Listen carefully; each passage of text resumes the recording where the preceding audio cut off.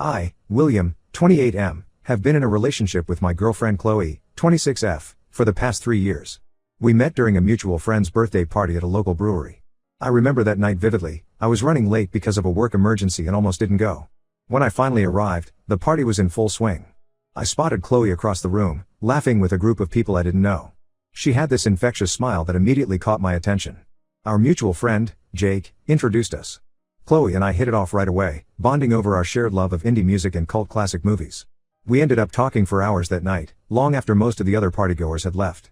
I learned that Chloe was working as a part-time barista at a hip coffee shop downtown while pursuing her dream of becoming a professional photographer. For the first year of our relationship, everything was great. We went on adventures together, trying new restaurants and exploring hidden gems in our city. We even took a spontaneous road trip down the coast, sleeping in my beat-up old car and waking up to watch the sunrise over the ocean. Those early days were filled with laughter, passion, and endless possibilities. Chloe was always coming up with creative date ideas. One time, she surprised me with a picnic in the park, complete with a gourmet cheese plate she'd put together from samples at her work. Another time, she organized a scavenger hunt across the city, leaving clues at all the places that were significant to our relationship. Her enthusiasm and zest for life were infectious, and I found myself falling deeper in love with her every day. However, as time went on, I started noticing some concerning patterns in Chloe's behavior. About 6 months into our relationship, she quit her job at the coffee shop. She said the early mornings were interfering with her photography, and she wanted to focus on building her portfolio. I supported her decision, thinking it was a brave move to pursue her passion. But months passed, and Chloe didn't seem to be making any progress with her photography. She talked about grand plans, setting up a home studio, starting a website, reaching out to local galleries, but none of these ideas ever materialized. Instead, she spent most of her days at home, scrolling through social media and binge-watching TV shows. At first, I tried to be understanding. I knew how hard it could be to break into a creative field. I encouraged her to take small steps, like practicing her skills or researching photography contests she could enter. But whenever I brought up these suggestions, Chloe would get defensive. She'd say I was pressuring her or that I didn't understand her creative process. As our second anniversary approached, I realized Chloe hadn't worked or earned any income in over a year. She was living with her parents, who covered all her expenses. They seemed content to support her indefinitely, never pushing her to find a job or contribute to the household. I, on the other hand, had been working hard at my job in marketing. I'd recently been promoted to team lead, which meant longer hours and more responsibilities. I was trying to save up for our future together, dreaming of the day we could get our own place. The disparity in our situation started to create tension. When we went out, I always paid for everything because Chloe never had any money of her own. She'd often ask me to buy her things or take her places, and I felt guilty saying no. But at the same time, I was becoming resentful.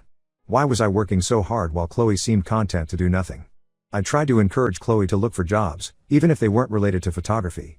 I suggested she might take some online courses to improve her skills or expand her options. But she always had excuses. The job market was tough. She wasn't feeling well. She was waiting for the right opportunity to come along. Things came to a head last month when I suggested we move in together. I thought it might motivate Chloe to start contributing financially. To my surprise, she was excited about the idea but assumed I'd be covering all the expenses. When I explained that we'd need to split the rent and bills, she got upset and accused me of not supporting her dreams. That argument led to a bigger discussion about our future. I opened up about my concerns, explaining that I wanted a partner who was ambitious and self-sufficient, someone who could contribute to building a life together. Chloe accused me of being materialistic and said that if I really loved her, I would support her unconditionally. The thing is, I do love Chloe. When things are good between us, they're really good. We still have those moments of connection that remind me why I fell for her in the first place. Last week, we spent an afternoon at the beach, and for a few hours, it felt like old times. We laughed, we talked about our dreams, and I could see glimpses of the vibrant, creative woman I fell in love with. But those moments are becoming rarer, overshadowed by the growing resentment and frustration I feel. I can't shake the feeling that I'm being taken advantage of. I want to build a future with Chloe, but I'm not sure if that's possible if she's not willing to put in the effort. I've tried talking to her about my concerns multiple times, but the conversations always end the same way. Chloe either gets defensive or makes vague promises to change that never materialize. Her parents don't seem to see a problem with the situation and continue to enable her behavior. I'm torn because I care deeply for Chloe, and I remember how things used to be between us. I keep hoping that she'll snap out of this phase and become the motivated, ambitious person I know she can be. But with each passing day, that hope fades a little more. I'm not sure what to do. Part of me thinks I should give Chloe an ultimatum: either she starts taking steps to become financially independent, or we need to reevaluate our relationship. But another part of me worries that this would be unfair or controlling.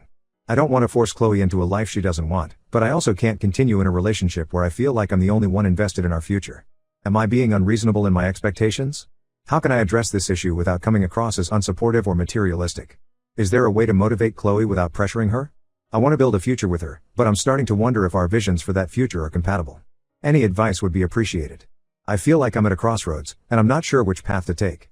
Update 1. It's been about a month since my original post, and I wanted to provide an update on the situation with Chloe. After reading the comments on my original post, I realized I needed to have a serious conversation with Chloe about our future. I spent several days thinking about how to approach the topic without causing another argument.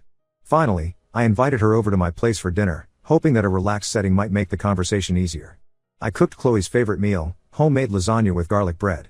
As we ate, we chatted about casual things, recalling about some of our favorite memories together. After dinner, I suggested we take a walk in the nearby park. It was a beautiful evening, and I thought the neutral territory might help keep things calm. As we walked, I gently brought up my concerns. I started by telling Chloe how much I loved her and how I valued our relationship. Then, as calmly as I could, I explained that I was worried about the direction our relationship was taking. I told her that I wanted a partner who could contribute equally to our life together, both emotionally and financially. Chloe's initial reaction was defensive, just as I'd feared. She accused me of not understanding her creative process and said that I was trying to force her into a conventional lifestyle. But as we continued talking, walking slowly around the park, her tone began to change. To my surprise, she admitted that she had been feeling lost and unsure about her future for a while. Chloe opened up about how seeing her friends progress in their careers while she remained stagnant had been affecting her self-esteem. She confessed that her lack of direction had been causing her anxiety, which in turn made it harder for her to take action. It was a cycle she felt trapped in. As we sat on a park bench, watching the sun set, I suggested that we come up with a plan together. We spent the next few hours brainstorming ideas for how Chloe could start moving towards financial independence while still pursuing her passion for photography. We agreed that she would start by looking for part-time work to bring in some income while still having time for her art. She also decided to reach out to a local community center that offered affordable art classes to see if she could teach a beginner's photography course. It would be a way to share her skills and potentially network with other artists. For the next couple of weeks, things seemed to be improving. Chloe applied for a few jobs and even had an interview at a local bookstore. She also started posting more regularly on her photography Instagram account, engaging with other photographers and building her online presence. She attended a local art fair where she spoke with some gallery owners about potentially displaying her work. Although nothing concrete came from these conversations, Chloe seemed energized by the experience. She started talking about organizing her own exhibition, something she hadn't mentioned in months. However, as the third week rolled around, I noticed Chloe's enthusiasm waning. She started making excuses for why she couldn't go to job interviews. She'd say she wasn't feeling well or that something had come up with her family. When I asked about her photography, she'd change the subject or say she was waiting for inspiration to strike. Things came to a head last weekend. We had plans to go hiking, something we both usually enjoy. I was excited because I thought it would be a good opportunity for Chloe to practice her nature photography. But when I went to pick her up, she was still in her pajamas, scrolling through her phone. She said she didn't feel like going out and suggested we just watch movies at her place instead. I felt a surge of frustration. This was the same behavior that had been bothering me for months. I told Chloe that I was disappointed and that I felt like she wasn't taking our agreement seriously. She got upset and accused me of being controlling and unsupportive. We had a heated argument. Chloe said I was pressuring her and that I didn't understand how hard things were for her. She brought up how her parents never pushed her this way, implying that my expectations were unreasonable. I countered that I had been patient and supportive for years, but that I needed to see some effort from her side. The argument ended with Chloe asking me to leave. She said she needed some space to think things over. I left feeling angry and hurt, but also somewhat relieved that everything was out in the open. It's been 3 days since then, and Chloe hasn't reached out. I've been replaying our argument in my head, wondering if I was too harsh or if I should have approached things differently. Part of me wants to call her and apologize, to try and smooth things over. But another part of me feels like this might be the wake-up call Chloe needs. I'm torn between giving her the space she asked for and feeling like I need to push for a resolution.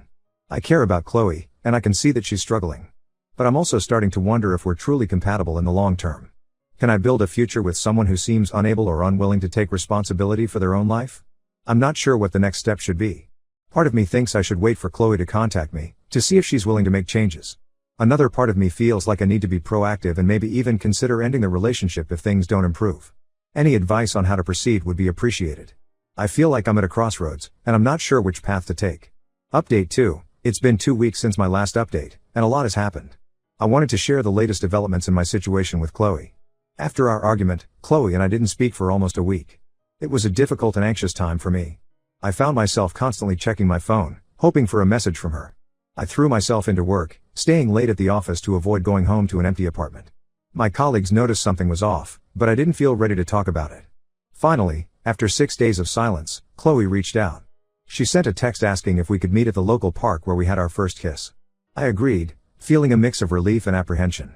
When I arrived at the park, I found Chloe sitting on our usual bench, feeding the ducks. She looked tired and subdued, a far cry from the vibrant woman I fell in love with. As I sat down next to her, I noticed she was wearing the necklace I gave her for our first anniversary, a small silver camera pendant. It gave me a glimmer of hope. Chloe started by apologizing for her reaction during our last conversation. She admitted that she had been avoiding dealing with her issues and that my concerns had forced her to confront some uncomfortable truths about herself. Then, she revealed something that took me completely by surprise. Chloe told me that she had been struggling with depression for the past year but had been hiding it from everyone, including me. She said she was embarrassed about her lack of progress in life and that it had created a cycle of avoidance and self-doubt. Some days, she could barely get out of bed, let alone work on her photography or look for a job. I was shocked that I hadn't realized the extent of her struggles. Looking back, I could see the signs: her lack of energy, her avoidance of social situations, her decreased interest in things she used to love. I felt guilty for not seeing it earlier, but I also felt frustrated that Chloe hadn't confided in me sooner. We talked for hours, going over our relationship and our individual goals. Chloe said she wanted to make changes but wasn't sure where to start. She felt overwhelmed by the idea of job hunting or building her photography career while also dealing with her depression. I suggested that she might benefit from talking to a professional who could help her work through her depression and develop strategies for moving forward. To my surprise, Chloe agreed. She said she had been considering it for a while but had been too afraid to take that step. We looked up some local counselors on my phone right there in the park, and Chloe made an appointment for the following week. We also discussed our relationship. I explained that while I cared deeply for her, I needed to see concrete changes if we were going to have a future together. Chloe understood and asked if I would be willing to support her through this process of getting help and finding direction. I agreed, but with some conditions. I told Chloe that I needed to see consistent effort from her side. We came up with a plan. Chloe would attend counseling regularly, start volunteering at a local community center to gain some work experience, and set aside time each week to work on her photography portfolio. In return, I promised to be patient and supportive, but I also made it clear that I wouldn't continue the relationship indefinitely if I didn't see progress. We agreed to check in every couple of weeks to discuss how things were going and adjust our plan if needed. It's been a week since the conversation, and so far, Chloe seems to be sticking to our agreement. She went to her first counseling session and said it was helpful, if uncomfortable. She's also reached out to the community center about volunteer opportunities and has started organizing her old photography equipment. I'm cautiously optimistic, but I also know we have a long road ahead of us. Chloe's issues won't be solved overnight, and I'm trying to manage my expectations. I care about her and want to support her, but I'm also aware that I need to look out for my own well-being and future. I'm still not sure if Chloe and I will make it in the long term, but I feel like we're at least moving in a positive direction now. I'm hoping that with professional help and a clear plan, Chloe will be able to work through her depression and find her path. I'll continue to update as things progress. Thank you to everyone who's offered advice and support through this challenging time.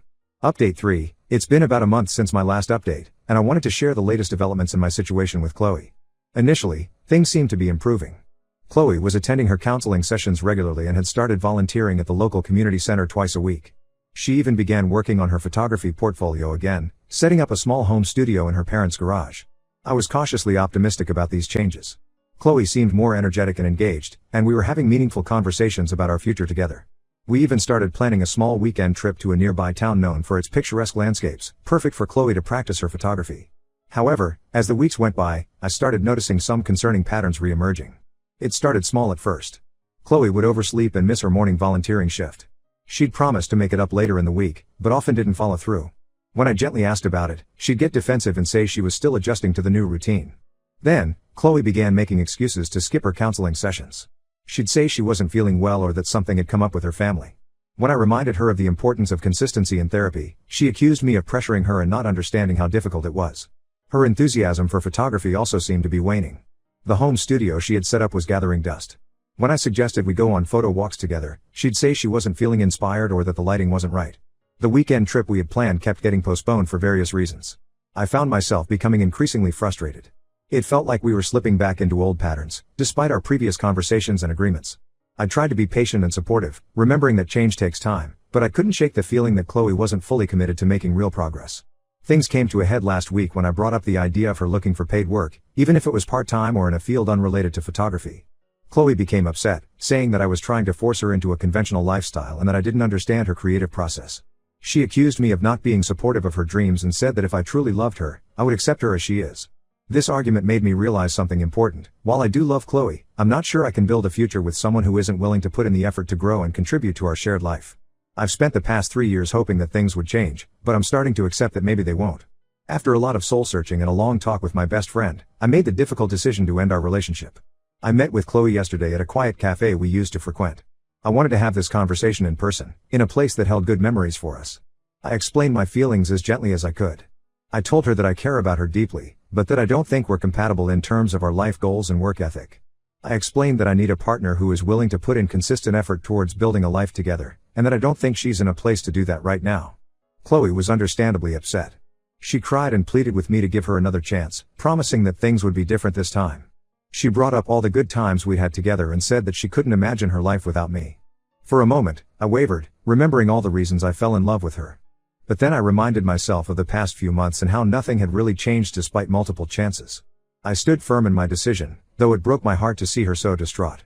I suggested that we both take some time apart to work on ourselves. I encouraged Chloe to continue with her therapy and to focus on finding what truly makes her happy. As we said our goodbyes, Chloe asked if we could stay friends. I told her that while I care about her, I think we both need some space to heal and move forward. Maybe in the future, we could consider a friendship, but for now, it's best if we go our separate ways. Walking away from that cafe was one of the hardest things I've ever done. Despite the problems in our relationship, Chloe has been a huge part of my life for the past 3 years. I know there will be moments in the coming days and weeks when I'll second guess my decision, when I'll be tempted to call her and try to work things out. But deep down, I know this is the right choice for both of us. I need to focus on my own growth and find a partner whose goals and values align with mine. And Chloe needs the space to figure out what she really wants from life, without the pressure of my expectations. I'm now focusing on healing and moving forward. I've signed up for a photography class myself, something I'd always been interested in but never pursued because I didn't want to encroach on Chloe's passion. I'm also planning a solo trip for next month, something I've always wanted to do but never found the time for. I've learned a lot from this relationship about what I need in a partner and the importance of addressing issues early on rather than hoping they'll resolve themselves. While it hurts now, I believe this experience will help me build healthier relationships in the future. Thank you to everyone who's followed this journey and offered advice along the way. Your support has been invaluable in helping me navigate this challenging situation. Here's to new beginnings and personal growth.